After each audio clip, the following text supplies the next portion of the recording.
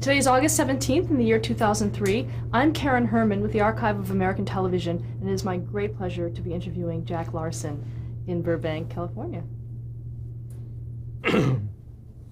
Okay, I'd like to start out our interview with a few questions about your background and early influences. The first question is, what was your name at birth? Jack Larson was my name at birth. Jack Edward Larson. My father was George Everett Larson. We all had three names. My grandfather came over. The only difference is mine was always Larson with one S, but my grandfather, who was Henry, came over from Sweden, and I saw in his thing he was Larson, so he dropped an S, Americanized. When were you born? In 1933, Los Angeles, California. What was the date? Pardon? The date? February. You're not an astrologer, are you? What? February the 8th. I don't like people mapping my astrological horoscope. This is strictly for the record. Okay. And where were you born? Los Angeles, California, in a hospital that no longer exists, I'm told. It was an LA hospital. And you grew up in LA? I grew up in Los Angeles, in near Montebello. I went through the Montebello School District. My dad, my mom and dad grew up in Los Angeles. All my aunts and uncles grew up in Los Angeles. My grandfather came here and settled, and with his beautiful wife, the mother of his children, in that area east of Los Angeles. And he had a cobbler shop. He regarded himself as a cobbler, like Hans Christian Andersen, and he had, it was my early contact with Hollywood. He had what he regarded as a cobbler's shop, but it was a very long hallway, my memory as a little boy, on 7th Street, just east of Olive. He made shoes, but he made shoes. My memory of my grandfather was always had tacks in his mouth. We would go, my dad would take me to visit there. He always had all these tacks and was making shoes. And he made shoes for a lot of the great Hollywood stars were members of the LA Athletic Club, which was on 7th at that time, which was one of the only, Fairbanks and stuff like Douglas Fairbanks. And so he started making shoes, very beautiful shoes for them, and then for films, like character shoes for like Robin Hood. He did all these things, and that was my grandfather, and I grew up here, and all my aunts and uncles grew up here. What did your father do? My dad was, before the Second World War, was an iceman, as was my Uncle John. They were early surfers and jocks, and I grew up the son of jocks and was kind of a jock myself, and my Uncle John always had a dream of swimming to Catalina, was a better swimmer than my dad. And they were both icemen for Standard Ice of California, wholesale ice. And when I was a very good boy during the summer, my dad would take me on the ice route with him, and which was, unbeknownst to him, a horribly horrifying experience for me, because he serviced, he took ice to the slaughterhouses and things like that, and we'd go through, they were very cold, and a guy who was a cattle slaughterer, whose name was Joe, taught me to ice skate once again, and so he was a friend, but it was not, it affected my eating habits, seeing all these animals in slaughterhouses in the Maywood section of Los Angeles. But my dad was an iceman. My mother grew up in Los Angeles and was she ran away from home at the age of 14 and became a Western Union clerk. She joined a friend of hers. Girls did these things then in San Francisco, and became a clerk for Western Union. And she spent her entire life as taking messages for Western Union, basically at 7th and Central in the produce center of downtown Los Angeles. So I had all this exposure to LA working people, and my Aunt Nina had a restaurant around the corner from my grandfather's cobbler's shop on Olive Street, and everybody was, and they were all my aunts married cops, and we were loaded with L.A. policemen at our holiday gatherings and all of that. What was your mother's name? Your mother's name? Kalikov. She was Russian. Kalikov. And her first name? Anita. Did you have any brothers or sisters? I don't have any brothers or sisters. Do you want to? Your questions are going to be on camera, or do you want? Are we going to act like we were doing entertainment tonight? And I rephrase the question. Yeah, that would be helpful. Sure. So I do the questions. So your questions will be edited out, and I'll just rattle on. Sure. Okay. When did you first become interested in theater and acting? Well, I first started doing some kind of acting in student productions in junior high school, but everybody did. This was Eastmont Junior High School. And the first time it ever occurred to me about being on film, I was quite a well-known kid bowler. My dad was a champion bowler, and I had a rival. We were called kid kegglers at the time. A rival by the name of Kenny Strode, there were newspaper articles. We used to have a paper that covered these things very well, sports paper, the LA Examiner. And so my mom had a scrapbook about me as a bowler. I threw a 12-pound ball, but I was like this. And MGM was doing a sports short. And I've never seen it, but other people have seen it. Ted Turner must have it. Sometimes I turn on Turner Classics when they're running the Two Real Wonders and wonder, are they going to have it on, the sports short. But they were doing a sports short with the two great bowlers of the day, Ned Day and Hank Marino, who were world champions. And I was in awe of these men. And there was a bowling alley essentially owned by Harold Lloyd in Santa Monica on Wilshire Boulevard called Lo de Mar. Lo de Mar, the three names, and Harold Lloyd. And so MGM was doing a sports short there with these two great bowlers of the day. And they wanted, I guess, for comic relief, two kids. And so Kenny Strode and I were brought over, and so these great men would bowl, and then we would bowl. But this was in the days of live pin setters, and pin setters could help you a lot, particularly if you were throwing a 12-pound ball, because it was very hard to get rid of a 5-pin with a 12-pin when you'd come in on a hook with a 12-pound ball. And if a pin boy would hold his foot in a certain way, the pins would resound and knock down the 5-pin, was the story. So anyway, we were asked to do this for MGM, and we did it. And then that was released downtown at the Low Estate Theater, and everybody saw this, and there I was in an MGM sports short with a Red Skelton film, I remember. And this gave me the idea that I was somebody. I don't know what. It went to my head, being on film, and everybody at school at Eastmont was just a G,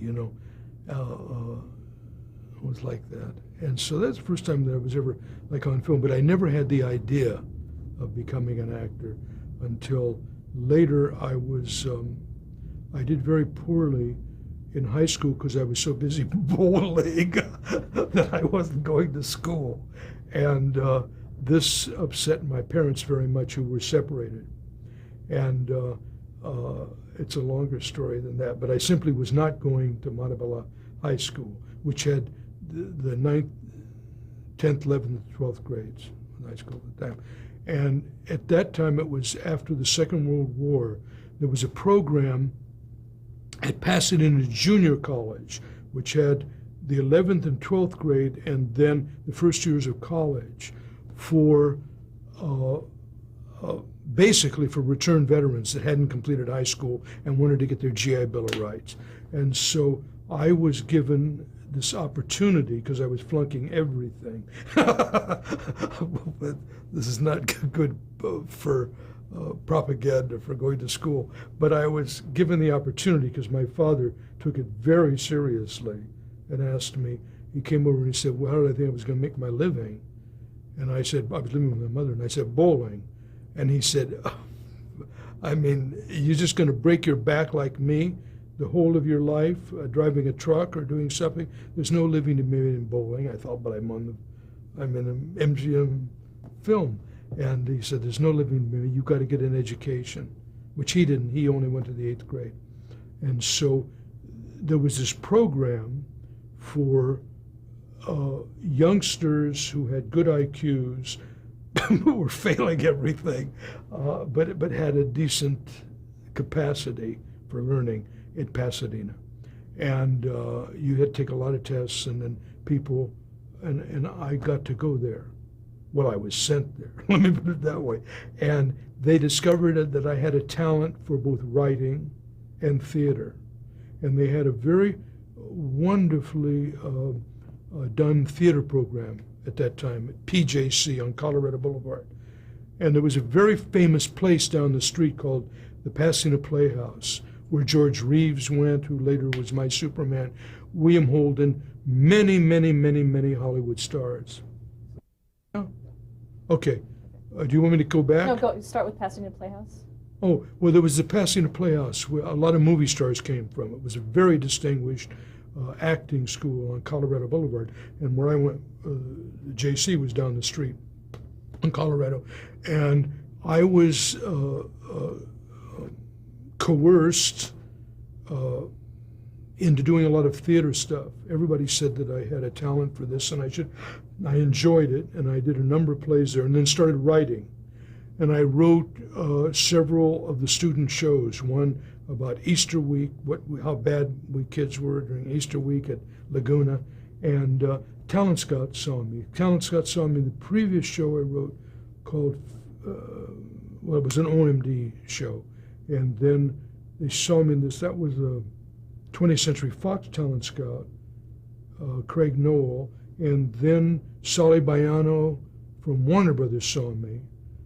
And word got out that there was a kid who, I guess I was considered I had talent and some interest for the movie industry. And so they came over and they were watching me. And then suddenly I was offered a screen test and a contract at Warner Brothers Studios. And my mom and dad, who didn't know what I was going to do or what I was up to, suddenly they came over, and Raoul Walsh, who was a great director, directed my screen test for a film called Fighter Squadron. I played this kid who hangs around and becomes a wingman eventually with a great actor, Edmund O'Brien and Bob Stack and Henry Hall. A wonderful cast with this very great director, Raoul Walsh. And I tested for it, and I got the part. And my mom and dad came over, were astonished, and we went. I signed my contract the same weekend that Debbie Reynolds, who I know is Franny Reynolds, Mary Frances Reynolds from Burbank, and so we were the kids at Warner Brothers, and I went off and did this film, which was a huge film at the time. It was a personal project of Jack Warner, called Fighter Squadron. And he'd gotten a lot of technicolor footage of D-Day, the aerial footage of D-Day, and this film was done around that, and we went off and did that, and in a place called Oscoda, Michigan, and came back and did process and interiors, and then I decided at that time I better learn how to act. And so I was studying at the studio, and then I got the opportunity to study with a very great man, Michael Chekhov, who had a group here in Los Angeles. And so I was working both at the studio with Sophie Rosenstein and with Michael Chekhov. And then I did several things, and then the bottom fell out of the movie industry in 1950 with the rise of television, live television, and the studios had to sell their movie theaters. They'd always done block booking. and they could know what you were going to be doing a year or so in advance, or Betty Davis or Humphrey Bogart or Errol Flynn or any of their stars, because they would book the theaters, and Warner Brothers were movie theaters, and then they couldn't have them anymore. That was a big thing. It was considered illegal and to own the theaters and book them. And so at that point, they let most of their contract players go, including me. How old were you at the time? I guess I was 18 then. By the time I was 18, by the time I did the play, and I got into a play with Dolores Costello and Albert Decker called The Great Man. And I'd been studying acting very hard, and I got the theater bug real bad, and the play didn't work. So we didn't make it to Broadway, but Albert Decker was a major figure in the theater. He had just toured Death of a Salesman and replaced Lee J. Cobb in Death of a Salesman. And Dolores Costello had been a great star. I got the part that was for Johnny Barrymore Jr., who then felt he wasn't going to do it and didn't do it. And I got but the play closed, but by that time I had the theater bug. And I didn't want another studio contract. I was offered a contract at Fox, but I didn't want that again. I wanted to get to Broadway. And so I was at that point, we played Los Angeles in The Great Man, and I had gotten very, very good reviews. And I was offered a couple of things, one being a stock contract at Fox, and then I was offered, it was the first time, this was in 51 now, the summer of 51, they were for the first time beginning to film television. And I had done some live television, Hollywood Premiere Theater for ABC, and a show with Edgar Buchanan called Country Editor. I played his copy boy. We did it down at Prospect and Talmadge live. And I loved all of that. I loved the theater. I loved doing live television. And I was then offered to play Jimmy in the Superman series. And this was one, there was no television filmed at that time. They were filming, that was the first year they were filming I Love Lucy. They were filming a show with Jackie Gleason called Life with Riley that, to my knowledge, never went on the air. They were filming that at the Hal Roach Studios, and they were going to film Superman at the old Selznick Studios on Washington Boulevard. And so the casting man and my agent talked to me very seriously about doing this. And they said, look, you're a very mixed up kid. You want to go to New York and you don't have the money to go to New York. Do this. It's 26 shows. It's a season's work, and you'll have enough money to go to New York, and it's probably like doing a Saturday morning serial. Nobody will ever see it. They won't know you've done it. Said, take the money and run. So I thought, yeah, okay. So I did. The 26, I signed the contract, and that was in 51, and I went to New York, and the show didn't go on the air until 1953. So I thought, it's like in the Jackie Gleason thing, I was aware of Jackie Gleason. He wasn't a big star then, but I was aware, and certainly Life with Riley, I was aware of from the radio show. But I thought, well, this was never going to go on the air. And then it went on the air. And I was doing live television in New York, CBS shows like The Web and Alcoa Playhouse and these things, and enjoying myself wildly and reading for Broadway plays. And this was like, it was a broken heart for every light on old Broadway kind of thing. But I was, my eyes were sparkling with the theater. And live television I loved. What did you love about live television? I loved the excitement of live television. I wouldn't like it now, and I don't know how I did it. How we rehearsed. We'd rehearse for a week or 10 days, an hour show, and then suddenly you're on the air. And sometimes it was, you had crazy experiences. I did one with a wonderful girl. She was on Broadway at the time, Phyllis Kirk, with Henry Fonda, doing Point of No Return. And Lauren Green, it was his first, if you know, he later did big television series, Western series. I forget the title of it. But anyway, Lauren Green. Bonanza. Yeah, he did Bonanza. Yes, he did Bonanza. Thank you for the prompting.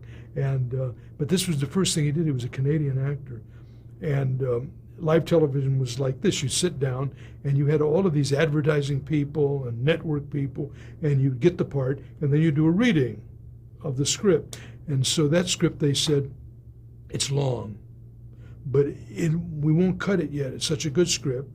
Maybe it will tighten up enough, and then we'll cut it.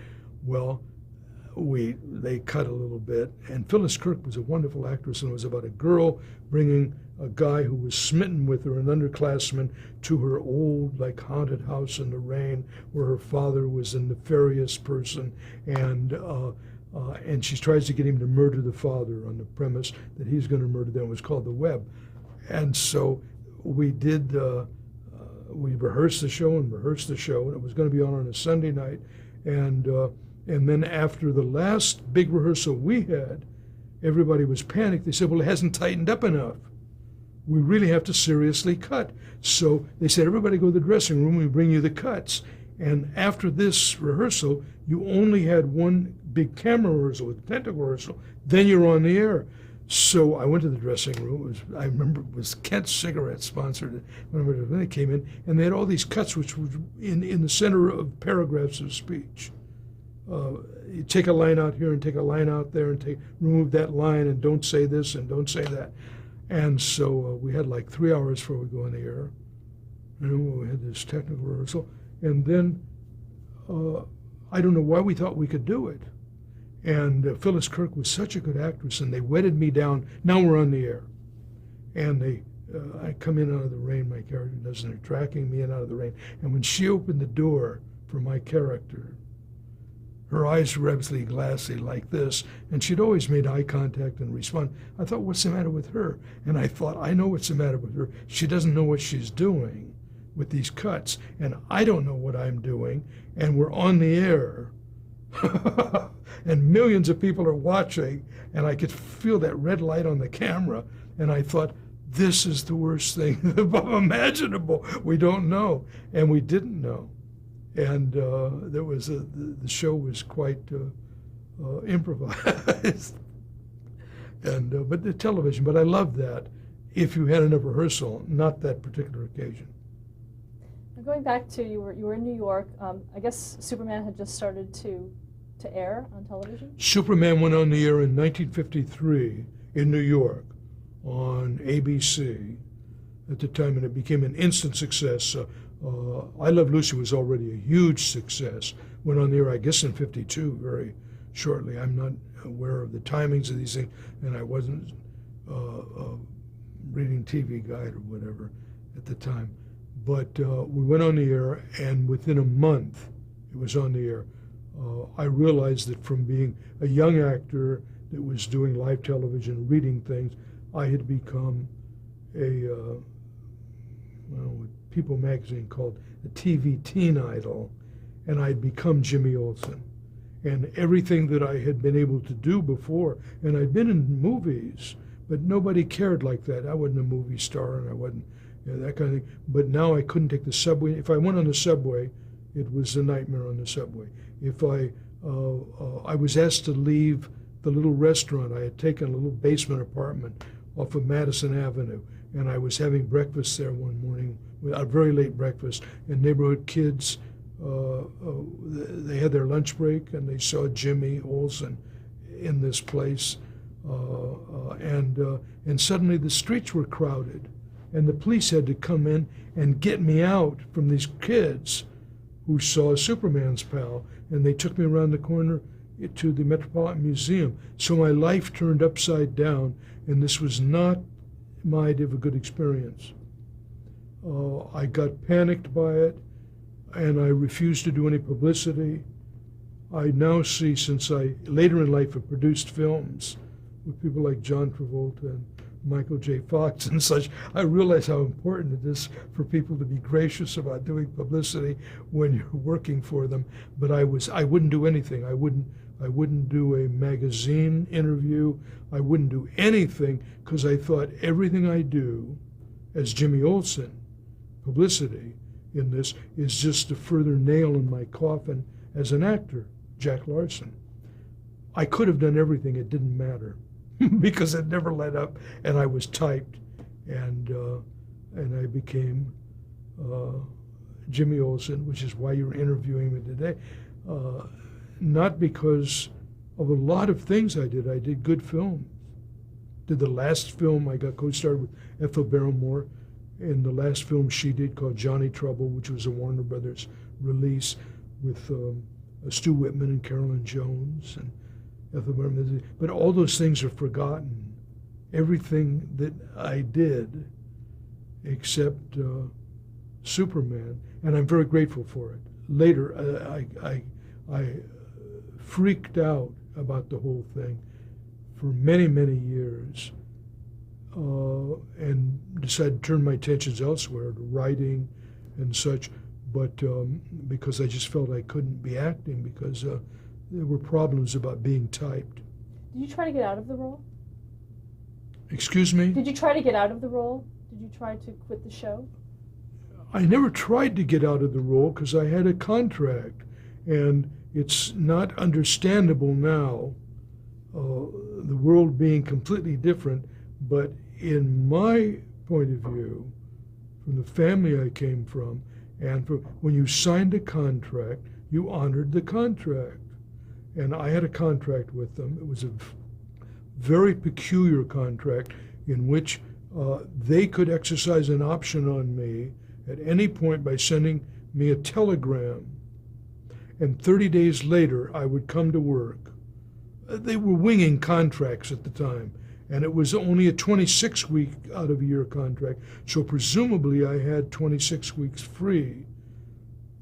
You'd come to work for them in 30 days upon them exercising the option on my services, and it never occurred to me to do anything but naturally do that.